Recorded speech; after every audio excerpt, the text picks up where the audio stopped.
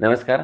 आपलं स्वागत आहे. आयकॉन स्टील प्रस्तुत बिल्ड आयकॉन या उपक्रमामध्ये आज आम्ही आलो परभणीमध्ये आणि माझ्यासोबत आहेत यंग इंजिनियर दिग्विजय नागरगोजे, जे स्वतः आता रेसिडेन्शियल आणि कमर्शियल अशा दोन्ही फॉर्मवर काम करतायत आणि सोबत त्यांनी मास्टर्स सुद्धा केलेलं आहे MBA. त्यामध्ये कन्स्ट्रक्शन मॅनेजमेंट हा एक वेगळा टॉपिक ते स्टडी करतात. सो या त्यांच्या शैक्षणिक प्रवासाबद्दल, त्यांच्या अनुभवाबद्दल आज आपण त्यांच्याशी गप्पा मारणार आहोत. सगळ्यात आधी मला विचारायला आवडेल ते म्हणजे तुमच्या शैक्षणिक प्रवासाबद्दल. म्हणजे तुमची शाळा कुठली होती, कॉलेज कुठलं होतं आणि सिव्हिल इंजिनिअरिंग हे निवडण्यामागची प्रेरणा कोणाची होती, ज्यांच्यामुळं खरं तर तुम्ही या फील्डवर मध्ये आलात? काय सांगाल? लहानपणापासून एक आवड होती. हं, नंतर मावशींच्या मिस्टरांची पण खूप हेल्प झाली. हं, त्यांचं गाईडलाईन्स पण भेटत होतं बरेच वेळेस. आणि एक आवड असल्यामुळे सिव्हिल इंजिनिअरिंग करायचं एक मनात आलं. हं, हं, आई वडिलांची तशी इच्छा काही हं, ना काही बाहेर शिकायला पाहिजे, मास्टर केलं पाहिजे मुलांनी. त्यामुळे समजा सिव्हिल घेतलं. हं. त्यामध्ये नंतर CSMS म्हणायची एक अतिशय उत्तम अशी संस्था म्हणता येईल आपल्याला. ते कॉलेज भेटलं जिथे की आम्ही आमच्या फॅमिलीसारखे गाईडलाईन्स करणारे शिक्षक, प्राध्यापक, हं, हं. नंतर स्पेशली मी सांगेल आमचे प्रिन्सिपल सर, त्यांचं पण बरेच काही आम्हाला सपोर्ट असायचा. हं, त्यानंतर डिग्री झाल्याच्या नंतर घरच्यांची इच्छा होती मास्टर केलं पाहिजे. हं. तर त्यानंतर MBA पण केलं मी. अच्छा. हां. आणि आता प्रवासाला सुरुवात केली. यातला आणखीन एक महत्त्वाचा टप्पा आहे तो म्हणजे इंजिनिअर झाल्यानंतर आणि पहिली साईट मिळेपर्यंतचा एक स्ट्रगलिंग पिरियड असतो प्रत्येक येस. इंजिनिअरच्या आयुष्यात. तो तुमच्या आयुष्यात कसा होता आणि पहिल्या प्रोजेक्टची काही आठवण? आम्ही सुरुवातीला जेव्हा फर्स्ट प्रोजेक्ट होता तेव्हा भाऊ पण याच फील्डमध्ये असल्यामुळे आम्ही काहीतरी करायचं म्हणून काकांच्या मदतीने हं, पहिल्यांदा आम्ही क्युबिक रूट्स म्हणून त्याची सुरुवात केली. त्यानंतर आम्हाला ॲडव्होकेट बालाजी शिंदे यांचा एक प्रोजेक्ट भेटला. हं, तो प्रोजेक्टमध्ये आम्हाला बऱ्याचपैकी मी तेव्हा नवीनच होतो. भावांचे ते 2-3 वर्ष त्यामध्ये असल्यामुळे त्यांना बऱ्यापैकी एक्सपिरियन्स होता. त्यांनी पण मला बऱ्यापैकी समजून घेतलं. त्यांनी पण गाईडलाईन्स केले. नंतर जसं माझी डिग्री कंप्लीट झाली, घरच्यांच्या ह्याच्यासाठी मला कधी ना कधी इकडे शिफ्ट व्हायचं होतंच. तर मी निर्णय घेतला. 2 वर्षापूर्वी निर्णय घेतला. बऱ्यापैकी हे केलं. त्यात थोडंफार स्ट्रगल होतं नवीन सुरुवातीला. पण आपण एकदा धाडस केल्याच्या नंतर गोष्टी समजत जातात. हं. अनुभव येत जातो. काही चांगले येतात, काही वाईट येतात. पण बरोबर, आपण त्या अनुभवाचा धडा शिकत माणूस शिकतो. बरोबर. सो आता असा तुमचा प्रवास सुरू आहे. आता आपण येऊया काही तांत्रिक प्रश्नांकडे. त्यातला पहिला प्रश्न म्हणजे तुम्ही आता या परभणीसारख्या एरियामध्ये काम करता जिथं अनस्किल्ड लेबरचं पर्सेंटेज जास्त आहे बरंच. आणि अशा अनस्किल्ड लेबरकडून काम करून घेणं हे बऱ्याचदा धोकादायक सुद्धा ठरू शकतं. तर तुम्ही अशा अनस्किल्ड लेबरवर कसं काम करता एक किंवा कसे त्यांना ही परिस्थिती हाताळता? नवीन ठिकाण समजा जेव्हा स्टार्टिंगला हे केलेलं असतं तेव्हा बऱ्यापैकी लोकांचा समज असतो. बा नवीन इंजिनिअर आहेत, कसे आहेत, काय आहेत. एकदा जर आपण सुरुवातीपासून जर आपला कडक स्वभाव जर ठेवला हं, आणि जर आपण त्यांना जर प्रॉपर जर करायची जर आता माझ्याकडे जेवढे काही कॉन्ट्रॅक्टर्स काम करतात, सब कॉन्ट्रॅक्टर्स त्यांना एक माहित आहे जर काही टेक्निकलमध्ये समजा क्वालिटीमध्ये कुठं कॉम्प्रोमाइज होत नाही. त्यामुळे आजकाल ते बऱ्यापैकी समजा मी जायच्या अगोदरच सगळे साईट क्लीन असणे, बाकी प्रॉपर टेस्टिंग करणे, गज, सिमेंट यांचे प्रॉपर मटेरियलची क्वांटिटी चेक करणे टाइम टू टाइम. या सगळ्या गोष्टी त्यांना सुरुवातीला थोडा वेळ लागला मला पण हे करायला. पण ते नंतर समजा त्यांना पण समजलं बा आपल्याला क्वालिटी देणं भाग आहे. हं. तेव्हा त्यांनी पण क्वालिटी बऱ्यापैकी इम्प्रूव्ह करतायत. बरोबर. बऱ्याच जणांना समजा आता सांगायची गरज पडत नाही. दुसरं कन्स्ट्रक्शनमध्ये प्लॅन ही स्टेज अतिशय महत्त्वाची असते. Yes. रचना किंवा आराखडा आपण ज्याला म्हणतो. तर प्लॅन या स्टेजवर तुम्ही कसं काम करता आणि त्याचं महत्त्व तुमच्या नजरेतून काय सांगाल? आता आपल्या इकडे समजा रुरल एरियामध्ये, अर्बनमध्ये लोकांना समजतं. ते वेल एज्युकेटेड असतात. आपण त्यांना समजून सांगू शकतो. ते लवकर समजतात. पण जे की आपण समजा थोडं रुरल एरियामध्ये गेल्यास त्यांना लवकर समजत नाही.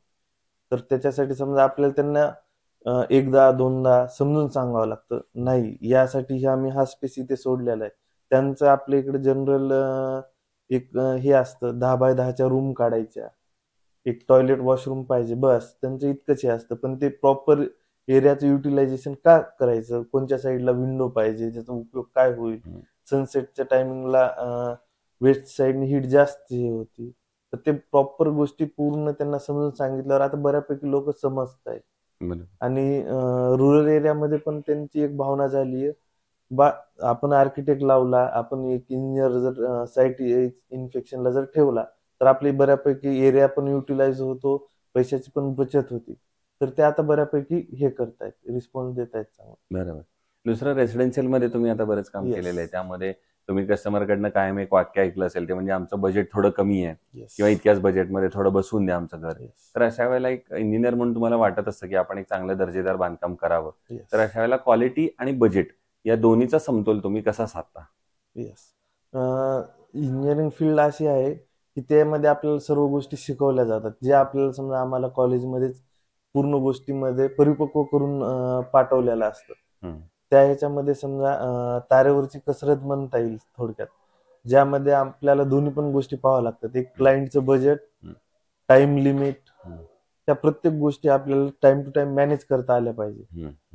त्यानुसार समजा प्रत्येक गोष्टीचं बजेट किती आहे त्याच्यानुसार प्रॉपर अगोदर इस्टिमेशन केलं पाहिजे. इस्टिमेशन केल्यानंतर समजा क्लायंटच्या रिक्वायरमेंट पूर्ण त्यात फुलफिलमेंट होतीये का ते चेक केलं पाहिजे. नंतर आपण प्रोजेक्टला थोडा डिले जरी झाला तरी चालतं, पण अगोदर प्रॉपर बजेट, इस्टिमेट आणि त्यांच्या पूर्ण रिक्वायरमेंट फुलफिलमेंट होतात का हे चेक केलं पाहिजे. पुढचा प्रश्न थोडासा वेगळा आहे, ते म्हणजे तुम्ही यंग आहात, इंजिनियर आहात आणि इथले मूळचे आहात परभणी जिल्ह्यातले, त्यामुळे तुम्ही परभणीचा पण एक लहानपणापासून प्रवास बघितलेला आहे. तर पुढचा प्रश्न असा आहे की परभणी जिल्ह्याच्या विकासाचं विजन असं जर तुम्हाला विचारलं तर तुमच्या डोळ्यासमोर कुठले मुद्दे येतात किंवा कुठली क्षेत्र येतात ज्या क्षेत्रांवर आता काम करणं गरजेचं आहे तर परभणीचा आपल्याला एक सर्वांगीण विकास करायचा असेल आणि परभणीला पुण्या मुंबईच्या तुलनेनं पुढे न्यायचं असेल? सर, गव्हर्नमेंटने आपल्याला अशा भरपूर काही योजना ठेवलेल्या आहेत, स्कीम ठेवलेल्या आहेत. जेव्हा मी स्टार्टिंगला ऑफिस स्टार्ट करत होतो, बऱ्यापैकी फायनान्शियल प्रॉब्लेम बऱ्यापैकी येतात. पण आपण जर त्या हे करत गेलं तर आपल्याला ते हे होतं. त्याच पद्धतीनुसार गव्हर्नमेंटने दुसरी पण एक हे ठेवलेली आहे, आपण डिग्री केल्याच्या नंतर आपल्याला स्टार्टिंगला कोणी जॉब देत नाही, तर मग आपण कुठेतरी इंटर्नशिप करतो. त्याच प्रकारे गव्हर्नमेंटने सुबे म्हणून एक कॉन्ट्रॅक्टरशिपची एक सुरू केलेली आहे. त्यामध्ये आपण पीडब्ल्यूडी, जिल्हा परिषद, पंचायत समिती अशा वेगवेगळ्या डिपार्टमेंटचे लायसन्स घेऊ शकतात. त्यामध्ये समजा आपण सुबेचं लायसन्स घेतल्यानंतर स्टार्टिंगला छोटे छोटे काम गव्हर्नमेंट लॉटरी सिस्टीम देतं आपल्याला. आता बऱ्याच प्रकारे समजा भ्रष्टाचार हे गोष्टी असतात, पण आपण जर हिंमत करून जर समोर आलं तर सुबेचे काम हे आपल्यालाच भेटतात. बरोबर. तिथे दुसरा ओपन कॉन्ट्रॅक्टरची मज्जाव होत नाही. बरोबर. तर बऱ्याच इंजिनियरनी समजा आपण काम केल्यानंतर सुबे म्हणून नोंदणीकृत करणे गरजेचं आहे. त्यानुसार आपण पहिलं काम मिळू शकतात, त्याच्या बेसिसवर आपल्याला बरेचसे कामं भेटू शकतात. एक तुम्हाला कन्स्ट्रक्शन लाईन मध्ये रेसिडेन्शियल कन्सल्टिंग इंजिनियर सोबत एक कॉन्ट्रॅक्टर म्हणून पण लाईफ जगता येईल. पुढचा प्रश्न असा आहे की आतापर्यंत केलेल्या प्रोजेक्ट मधला एखादा आयकॉनिक प्रोजेक्ट सांगता येईल का, की जो काहीतरी वेगळा होता, नवीन होता किंवा जो करताना जास्त आनंद समाधान वाटलं असा एखादा प्रोजेक्ट? तसे 2-3 प्रोजेक्ट आहेत. जसं की पहिलं बालाजी शिंदे सरांच्या, जिथे समजा मी न्यू होतो तिथे मला बऱ्याचशा गोष्टी समजल्या. आता दुसरा एक 725 स्क्वेअर फीटचा एक छोटासा प्रोजेक्ट होता, ज्यामध्ये क्लायंटच्या रिक्वायरमेंट खूप जास्त होत्या, पण मला ते एरियामध्ये राहून त्याचं बजेट पाहून त्या सर्व फुलफिलमेंट करायच्या होत्या. ज्यामध्ये मला टाइम मॅनेजमेंट, त्यांचं बजेट या बऱ्याचशा गोष्टीमध्ये मला शिकता पण आल्या, त्यांचा अनुभव पण आला. ज्यामुळे समजा आपण कमीत कमी एरियामध्ये कमीत कमी बजेटमध्ये मिनिमम. आतापर्यंत केलेल्या प्रोजेक्ट मधला एखादा आव्हानात्मक प्रोजेक्ट सांगाल का, की जो करताना काहीतरी आव्हान आलं, समस्या आल्या किंवा अडचणी आल्या आणि त्याच्यावर तुम्ही कशी मात केली? जसं की गव्हर्नमेंटचे काम असतात त्याच प्रकारे 1-2 गव्हर्नमेंटचे काम होते, ज्यामध्ये खूप स्ट्रगल करावं लागलं. फर्स्ट काम जसं की मी तुम्हाला म्हटलं, काम पहिल्यांदा भेटण्यासाठी खूप स्ट्रगल करावं लागतं. तरी पण बऱ्यापैकी कॉन्टॅक्ट, ओळखी असल्याचा बराचसा फायदा झाला.